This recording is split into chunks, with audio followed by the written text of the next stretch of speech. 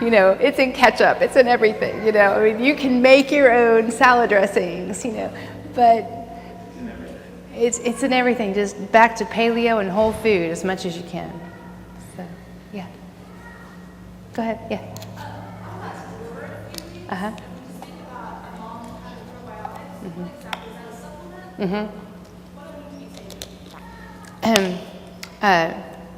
One of my favorite ones is one called Garden of Life, and it's a good little probiotic that has about 18 billion per capsule. There's another one the Family Health Market carries for us called Therabiotic Complete. It's 25 billion. I think that if you're sticking to about, and it was on one of my slides, 10 billion is kind of a maintenance for people that don't have any problems. About 25 billion to 50 billion, if you got some digestive problems, that's your goal. That's what you should be taking on a daily basis. Yeah. So, and especially if you have a C-section or if you just want to be healthier before the baby's born, that's what I would do. Yeah. Okay, go ahead, back. You said that wheat contains lectin, Uh-huh. and then you also said tomato. Right. So should you avoid tomato? That's a good question. It doesn't have as much in there, but I was very disappointed because I love tomatoes. I think you have to, they say that if you have a leaky gut malabsorption, then tomatoes probably shouldn't, anything that contains lectin could then create that inflammation. If you're having trouble losing weight, you're having some symptoms when you eat tomato, I would definitely not. But it's still, you know, I don't think on the grand scheme of things that that's the highest problem. I think it's more the beans that you should be avoiding, and the grains and the peanuts. That's what I was told, and when I saw the nightshades on there too, you know, it was interesting. So, yeah. Go ahead. You know, if you're Ezekiel bread is more of that sprouted grains, and I've been trying to do some more thinking about that. I think depends on if the grain itself is still that Franken grain, you know, it's still the Franken wheat, you know. How do I know? I don't know. I mean, you know, I don't need any bread. I don't need any cracker. I don't need any of that, but they're not as bad. I just don't know if I'd go crazy on Ezekiel bread either. I need to do some more research on that. Because that's my problem is you know, if it's all the same grain and it's just sprouted, you know, dwarf wheat, then it's not any better for us. Yeah. What's the method for the babies getting the vitamin D? One of my favorite vitamin D drops is by Carlson's, and it's over the counter at the Family Health Market down the street. And it comes in a liquid that is in a coconut oil base, and one drop is 400 IU. They also have a 1,000 and a 2,000 and I think a 4,000 IU, so the adults can take it too. So by the 400. By the 400 and do 2 drops. Yeah. Yeah. If you're breastfeeding, do you just feed yourself and that gets to the baby? You know,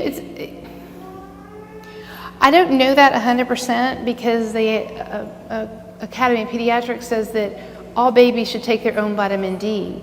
That's why I like the Carlson's, because it's 1 drop is 400 IU, and it's really easy. You put it on the mom's nipple when she's breastfeeding, or you put it right on their tongue. It has minimal flavor because it's in a coconut oil base. So to me, I think it's best if I already know the mom's probably deficient, probably has some leaky gut issues.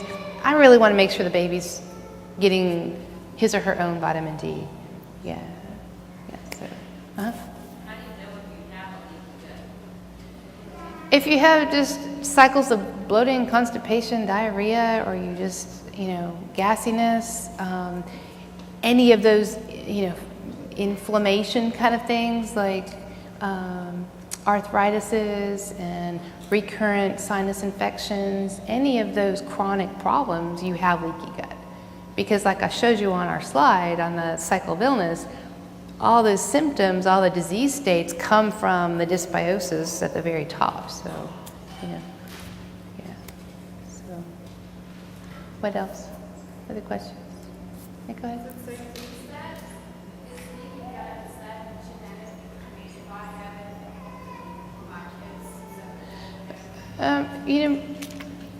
More likely if you have a leaky gut, which is just kind of a descriptive term for what inflammation state is going on in the intestinal tract, it is completely reversible. It's reversible by repairing the probiotic balance, re-inoculating, removing, all those things that we talked about. So if you get yourself better and then you get detox, we didn't even talk about the whole topic of detoxification, that's a whole other lecture, but if you focus on getting yourself all rebalanced, then your baby's not going to inherit necessarily that leaky gut. But if I have a lot of moms that have yeast overgrowth, recurrent yeast infections through the pregnancy, the baby's getting born through that, and then the baby is just a setup for a lot of inflammation. Mm-hmm.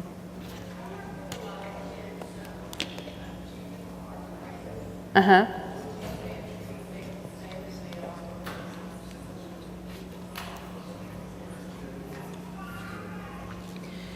All the itises are going to have a root in dysbiosis, food sensitivity, malabsorption, all those things. That autoimmune response from the cellular gut level and beyond, because it's not selective. Like the foods that they're eating, all that, the arthritis certainly can be highly related to their inflammatory diet and their lifestyle. Yeah. Right, and 70% of the immune system lies in the gut. So if the gut's not healthy, guess what? We're not healthy. So, yeah.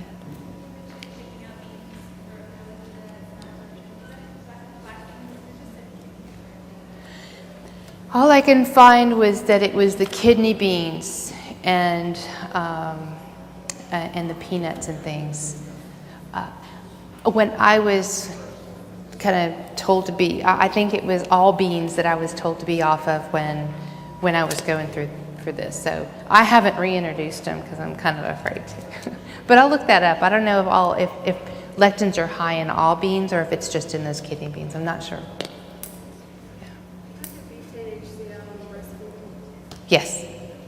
The question was, what can she do? Betaine HCl. I think so many people are deficient in hydrochloric acid, so it comes in capsules at the health food store. Now, if you have erosive esophagitis, if you have ulcers, you do not want to take betaine HCl because you will burn a hole in your intestine, in that area. So, I put a little disclaimer up there. I don't want to diagnose anybody here, and I want to tell you what to, medication to use. But I can tell you that in general, you need to find a provider that can work with you and know your history and things to help. Yeah. So, other questions? What age do you think kids start becoming more invested in their health and want to become healthy and want to eat vegetables and things like that? And do your kids? This is my daughter Courtney up here. My son is out in choir practice back there too. But I don't think my kids weren't kicking and screaming. I think we taught the traffic light eating handout from the get-go with them, and Courtney was very resistant to fruits and vegetables, even 2 and such. And then we started the Juice Plus around 2 years old, and she got some taste of that. But honestly, it wasn't until we switched to the Salad Master cookware. We make a giant pot of vegetables, and it's gone every night. She loves cabbage. She loves the carrots in there. She loves broccoli in there because it tastes good. And then she asked for seconds. So this age is great. I mean, we've always taught nutrition at the house, and they knew how sick I was, so they were motivated to get well. All of us are gluten-free at my house, more because of some